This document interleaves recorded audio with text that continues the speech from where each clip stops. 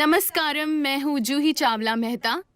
आजकल सभी बच्चे सारा दिन अपने मोबाइल फ़ोन, टैबलेट, आईपैड से चिपके रहते हैं।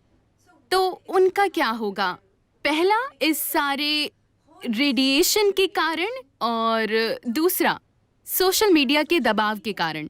नमस्कारम जूही। टेक्नोलॉजी ने हमारे जीवन को बहुत सरल बना दिया है। कितनी सारी चीजें आसान हो गई हैं और हमारा जीवन बेहतर हो गया है क्योंकि टेक्नोलॉजी ने हमारे जीवन में कई सारी चीजें ला दी हैं। आप दरअसल टेक्नोलॉजी की शिकायत नहीं कर रही, आप इंसान की विवशता की शिकायत कर रही हैं। वो खाना शुरू करते हैं मगर नहीं जानते कि खाना बंद कब करें। अगर वो पीना शुरू करते हैं तो वो नहीं जानते कि पीना बंद कब करें। तो वो जो भी करना शुरू करते हैं उन्हें मजबूरन उसकी लत हो जाती है। तो अभी इस पीढ़ी को गैजेट्स का रोमांच है। तो टेक्नोलॉजी का कोई दोष नहीं है। हमने इंसान के विवशता भरे स्वभाव को ठीक नहीं किया है। इंसान की विवशता को ठीक किया जा सकता है सिर्फ चेतना से, जीने का अधिक सचेतन तरीका। सचेतन होने के कई साधन हैं। हमने अपने समाज में इसे बड़े पैमाने पर प्रचारित नहीं किया है। उसे हमारे अस्तित्व का एक हिस्सा बनना होगा। बच्चों को छोटी उम्र से ही सचेतन होकर जीना सीखना चाहिए। एक बार वो सचेतन होते हैं, वो जानते हैं कि किसे कब इस्तेमाल करना है, कितना इस्तेमाल करना है, ये उनकी अपनी मर्जी है।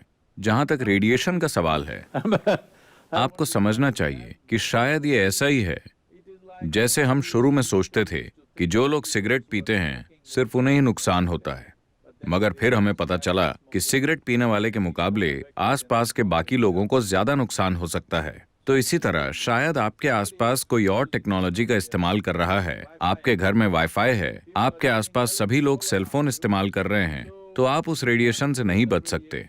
Yes, it has some consequences. हाँ, उसके कुछ नतीजे होते हैं, मगर साथ ही वो जीवन को जितना सरल बनाता है, हम कुछ हद तक उससे समझौता करने को तैयार होते हैं। मगर आप टेक्नोलॉजी का इस्तेमाल किस सीमा तक करना चाहते हैं, ये आपकी अपनी मर्जी होनी चाहिए। अब सोशल मीडिया पर आते हैं। सोशल मीडिया को संभालना एक जीवित समाज को संभालने से कहीं आसान है। जब जीवित समाज मौजूद था, आपके दोस्त, आपका परिवार, आपकी सास, आपके पति, पत्नी, ये वो हर चीज, जब वो आपसे चिपकते थे तो आप उन्हें हटा नहीं सकते। अगर सोशल मीडिया आपको पसंद नहीं आता तो आप अपना फोन बंद कर सकते हैं।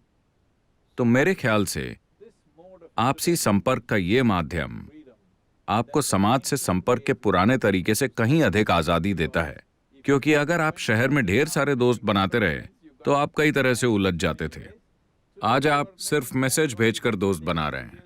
जब आप नहीं चाहते तो आप अपना फोन बंद कर सकते हैं और काम हो गया। तो ये सभी शानदार सहूलियतें हैं जो हमारे जीवन में आई हैं, लेकिन कई लोग इसे भी एक बड़ी समस्या बना रहे हैं और अपने जीवन में एक बीमारी बना रहे हैं। हाल ही में आपने सुना होगा कि कुछ महीने पहले आंध्र प्रदेश में एक टेलीविजन एंकर ने, एक युवा महिला ने जो करीब 34 साल की थी, उसने 5वीं मंजिल की बालकनी से कूदकर अपनी जान दे दी। उसने एक नोट छोड़ा था जिसमें लिखा था कि मेरी मौत के लिए कोई भी जिम्मेदार नहीं है, मेरा दिमाग ही मेरा दुश्मन है।